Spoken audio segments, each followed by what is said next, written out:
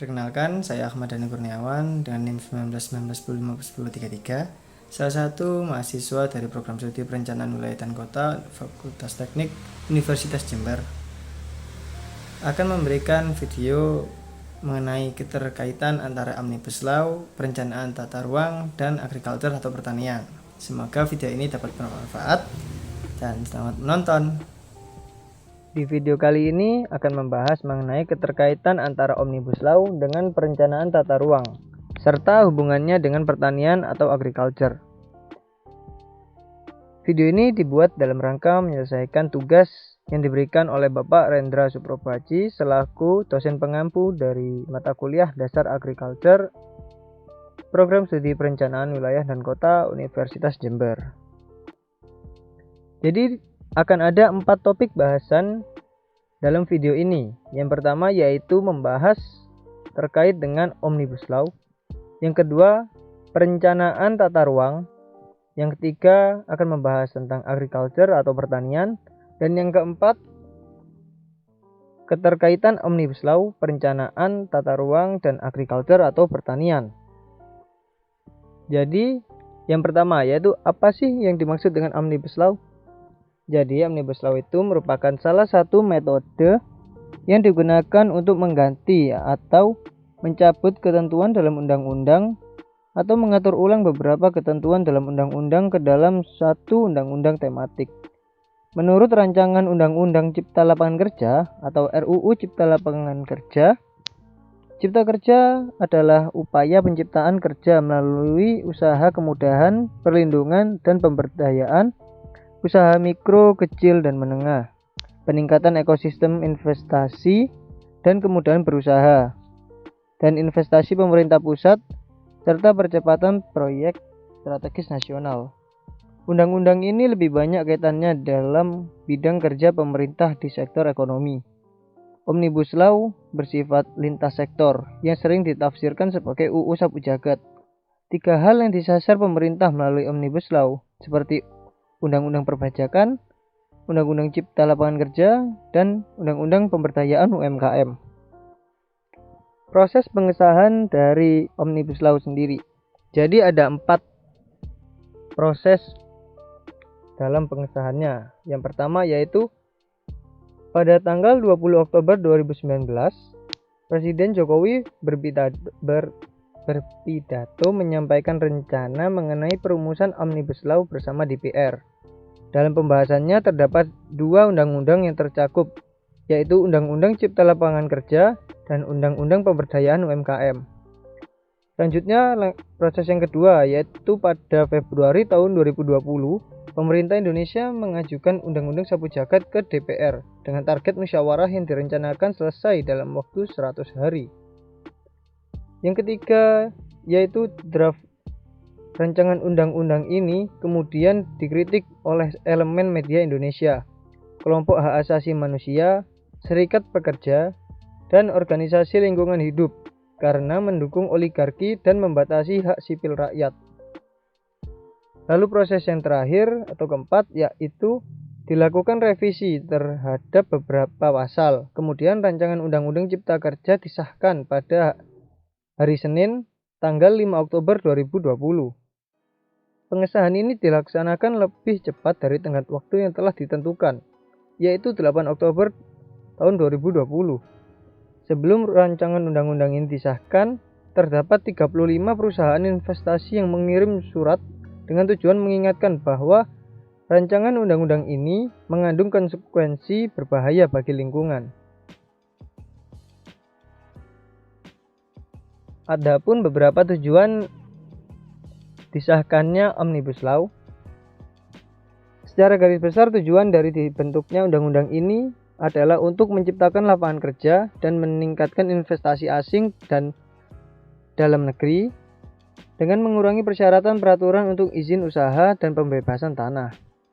Berdasarkan pasal 3 Rancangan Undang-Undang Cipta Lapangan Kerja, dikatakan bahwa tujuan dari dibuatnya Rancangan Undang-Undang Cipta Lapangan Kerja yaitu untuk menciptakan lapangan kerja yang seluas-luasnya bagi rakyat Indonesia secara merata. Hal ini dilakukan dalam rangka memenuhi penghidupan yang layak melalui poin-poin antara lain yang pertama, kemudahan, perlindungan, dan pemberdayaan UMKM serta perkoperasian. Yang kedua yaitu peningkatan ekosistem investasi. Yang ketiga yaitu kemudahan berusaha. Yang keempat yaitu peningkatan perlindungan dan kesejahteraan pekerja. Serta yang kelima yaitu investasi pemerintah pusat dan percepatan proyek strategis nasional. Selanjutnya yaitu manfaat dari undang-undang ini. Pada intinya Omnibus Law Cipta Lapangan Kerja memberikan manfaat baik terhadap perekonomian Indonesia, para pelaku usaha maupun para pekerja. Dengan adanya Omnibus Law Cipta Lapangan Kerja ini diharapkan dapat tercipta lapangan kerja yang produktif. Lingkungan kerja yang sehat pun semakin lama akan tercipta berkat Omnibus Law ini. Dengan adanya Omnibus Law terkait Cipta Lapangan Kerja, terdapat beberapa manfaat yang diperoleh, antara lain penyederhanaan dan penyelarasan regulasi dan perizinan. Isu besar di Omnibus Law Cipta Lapangan Kerja saat ini ada di penyederhanaan perizinan berusaha.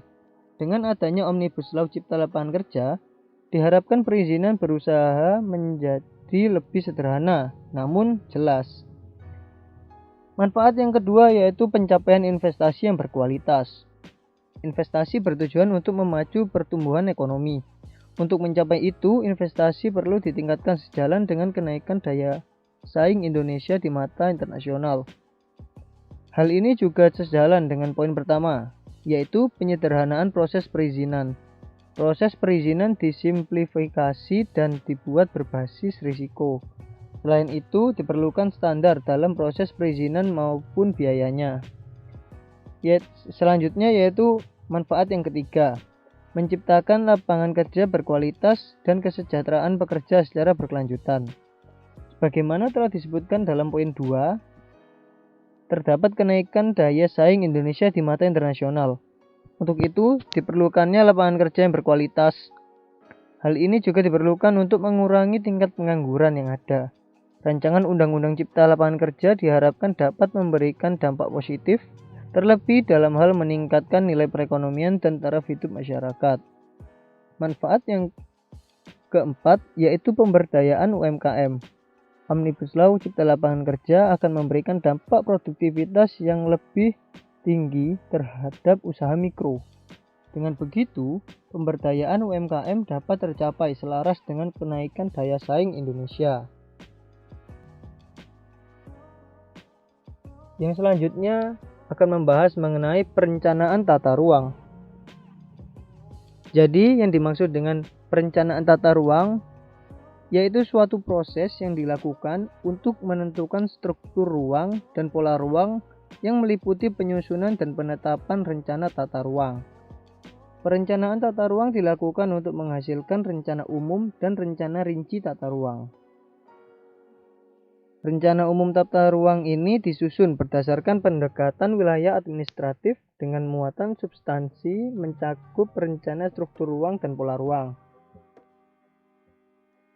Rencana rinci tata ruang disusun berdasarkan pendekatan nilai strategis kawasan dan atau kegiatan kawasan dengan muatan substansi yang dapat mencakup hingga penetapan blok dan subblok peruntukan. Terdapat beberapa jenis rencana tata ruang yang dibedakan berdasarkan skalanya, yakni perencanaan tata ruang wilayah nasional, lalu semakin mengkerucut menjadi perencanaan tata ruang wilayah provinsi, lalu mengkerucut lagi menjadi perencanaan tata ruang wilayah kabupaten atau kota. Pola ruang wilayah nasional memiliki 3 bagian, yaitu kawasan lindung, kawasan budidaya, dan kawasan strategis nasional. Adapun tujuan dari perencanaan tata ruang, yakni penataan ruang bertujuan mewujudkan beberapa hal, yaitu diantaranya ruang wilayah nasional yang aman, nyaman, produktif, dan berkelanjutan. Selanjutnya, keharmonisan antara lingkungan alam dan lingkungan buatan. Selanjutnya, keterpaduan pemanfaatan ruang darat, laut, dan udara. termasuk ruang di dalam bumi. Yang keempat, keterpaduan perencanaan tata ruang wilayah nasional, provinsi, dan kabupaten atau kota. Serta yang kelima, yaitu pemanfaatan sumber daya alam secara berkelanjutan bagi peningkatan kesejahteraan masyarakat. Kurang lebih seperti itulah tujuan dari diadakannya perencanaan tata ruang. Yang selanjutnya kita akan membahas tentang agriculture atau pertanian. Pertanian atau agriculture sendiri merupakan salah satu aspek kegiatan pemanfaatan sumber daya hayati yang dilakukan manusia untuk menghasilkan bahan pangan, bahan baku industri, atau sumber energi, serta untuk mengelola lingkungan hidupnya. Pertanian sendiri menjadi salah satu aspek dalam perencanaan tata ruang, karena aspek pertanian memerlukan lahan dalam kegiatannya. Penggunaan lahan ini juga diatur dalam dokumen perencanaan tata ruang. Adapun manfaat adanya agriculture atau pertanian, yaitu meningkatkan persediaan pangan, meningkatkan nutrisi banyak kaum miskin kota, meningkatkan kesehatan masyarakat, mengurangi pengangguran, meningkatkan solidaritas komunitas, serta mengurangi kemungkinan konflik sosial.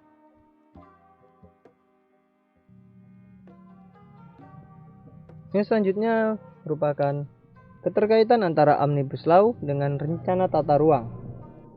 Keterkaitan antara Omnibus Law dengan rencana tata ruang yakni pemangkasan wewenang Pemda atau pemerintah daerah. Pemangkasan wewenang Pemda dalam Omnibus Law ini, kewenangan gubernur dan bupati pada penataan ruang telah dipangkas. Dimaksudkan dalam kewenangannya, gubernur dan bupati dalam penataan ruang dipangkas karena Undang-Undang Cipta Kerja mengurangi wewenang daerah yang tertuang dalam Undang-Undang Nomor 26 Tahun 2007 tentang penataan ruang atau Undang-Undang Tata Ruang. Salah satunya adalah kewenangan soal kawasan strategis.